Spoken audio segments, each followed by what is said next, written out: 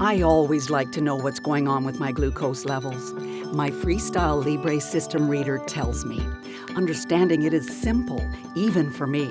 There's just one button. The other features are on the screen. It took me less time than figuring out my new cell phone. When I can see what's happening with my glucose levels, I can do something about them. With the FreeStyle Libre system, you never have to guess about your glucose levels. And you never have to guess what the system's doing either. All the information is right there for you.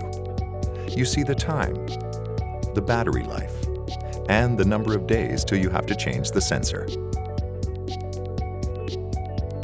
You can even see all of your past glucose readings by tapping the Review History icon, then tapping Logbook.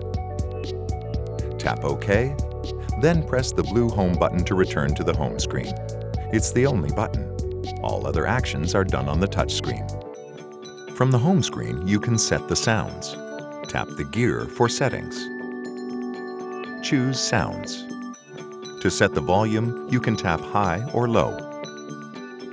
Do you want it to beep when you're scanning? You can tap Notification Tone on or off. If you want it to vibrate, you can tap on or off. Do you want any other icon on the screen to make a sound when you tap it? You can tap Touch Tone on or off.